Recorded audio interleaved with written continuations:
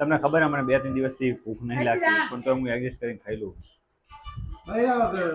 બૈરાની વાત નહીં, બૈરા વગરની વાત નહીં.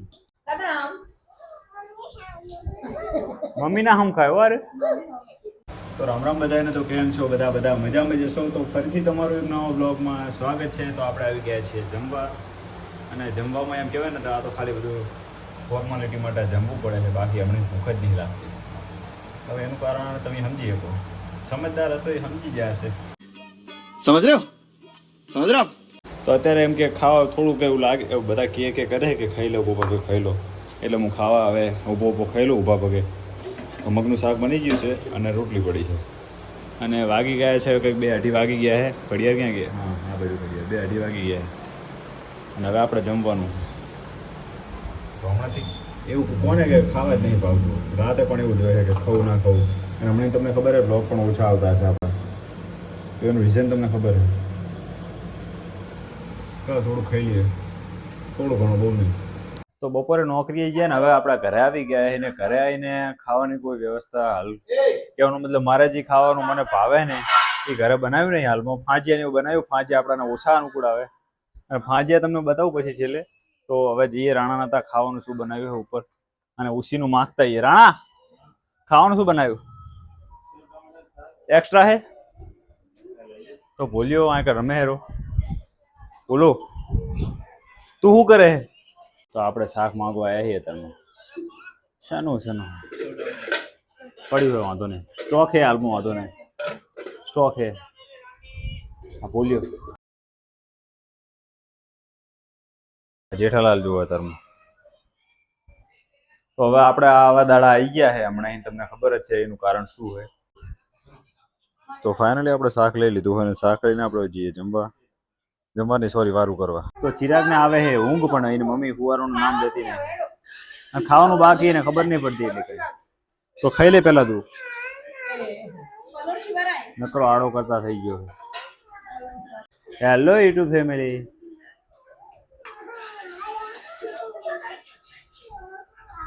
એના છોકરાને ઊંઘ બહુ આવે રે તારે. નરમ થઈ ગયો ને ગરમ થઈ ગયો. એ ગરમ दूधी पीवी गरम ठंडी पीऊ लेता है दूध बर्फ पार पीऊ बर्फ तो खाई ले थोड़ो તો ખાન ખજૂરો ને તો ભયો ખાન ખજૂરો નાખવો જોઈએ. આ ધોઈને બેજો ભાઈ તું औकात में रहो. એમનું બેહી ના જતો साग रोटी नहीं खाई અત્યારે બે ફેશન કહેવાય યાર. તો ચડો મમ્મી મારો ભાઈ પહેરે ને તો બધાને એવું લાગે કે ચડો શું પહેરી વિડીયો એવું થાય કે ચડો ઘરમાં પહેરેની વસ્તુ ઘરમાં જ પહેરાય નહીં યાર ભાઈ. હા ચાલે ને આ બાજુ દેખાડ મારા સબસ્ક્રાઇબર.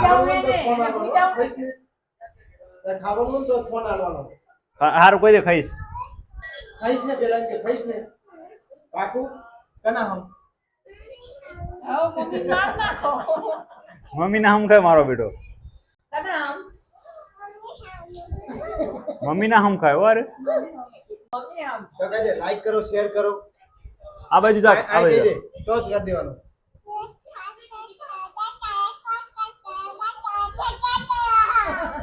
એક અંગત જેટલું બધું બોલે લાઈક કરો સબસ્ક્રાઇબ કરો, તો યાર ચિરાગનું માન રાખજો, સબસ્ક્રાઇબ કરજો અને કોમેન્ટ મારા તરફથી કરજો યાર કે કેવો વિડીયો લાગે તમને. ને સોની અરે શું કરે આવું? એ આની સ્ટાઇલ તો જો આમે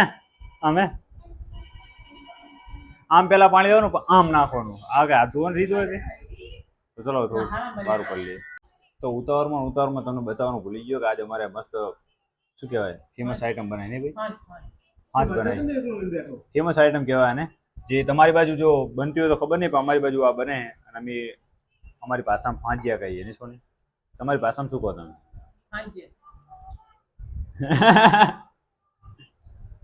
રેડ બાજુ શું કહો? મારા બેન પૂછો ફાંજિયા. અમે પણ ફાંજિયા કહીએ, બધા ફાંજિયા જ કહે. હા હો બધા રે ને એક જ ઇલાકાના આવે એમ કે ખાલી ગામ અલગ અલગ છે, બાકી રસ્તા એક જ છે.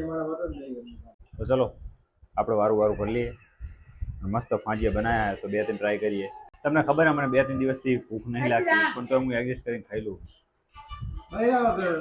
બૈરાની વાત નહીં, બૈરા વગરની વાત નહીં, તો ભૂખ ઓછી લાગે.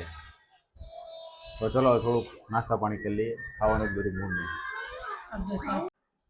તો તો આના કરતાં હાશ પડી ગઈ અને વારું બારું કરીને આપણે થઈ ગયા છીએ રેડી સુવા માટે. અને જો ખાટલા બાટલા પાથરી દીધા છે. જો કે જાતે જ પાથર્યા, કારણ કે મોટું નથી અને બધું મારે જાતે એકલાને જ કરવું પડે. બધાને હેરાન ના કરે મારે એકના કારણે. મારા ભાભીને, મારા મમ્મીને, મારા ભાઈને બધાને હેરાન ના કરી શકું. અને મોટું હોય તો મોટુંને હેરાન કરું, કારણ કે મોટું તો મોટું છે અને મોટું વગર મને ભાવતું નહીં. અને ભાવતું નહીં પણ તો હું ખાઈ લઉં. બધાને એમ જ કહું કે ખાલી મને ભૂખ નહીં, પણ મોટું વગર ભાવતું નહીં. હકીકત એ જ છે. अरे कहना क्या चाहते हो? હા, તમે સવારમાં જોયું હશે, મૂડ જ નહોતું મારું ખાવાનું. બપોરે મેં બ્લોગ શૂટ કર્યો હતો અને સાંજે અત્યારે થોડુંક મેં ખાઈ લીધું. તો બસ આજનો દિવસ કંઈક આપણો આવો રહ્યો અને આજનો બ્લોગ કંઈક આપણો આવો રહ્યો. તો બ્લોગ સારો લાગ્યો તો યાર પ્લીઝ બધા સબસ્ક્રાઈબ કરજો. અને હમણાંથી વ્યૂ કેમ નથી આવતા એ પણ કોમેન્ટ કરજો. તમારે પણ આવી તકલીફ છે કે મારે એકને તકલીફ છે? તો ચલો આજ સાથે આપણો બ્લોગ પૂરો કરીએ. બ્લોગ સારો લાગ્યો તો શેર કરજો, કોમેન્ટ કરજો અને સ્પેશિયલી મારા માટે કોમેન્ટ કરજો પ્લીઝ. તો ચલો ફરી મળીશું એક નવા બ્લોગ સાથે. ત્યાં સુધી બાય બાય, આવજો, ગુડ નાઇટ.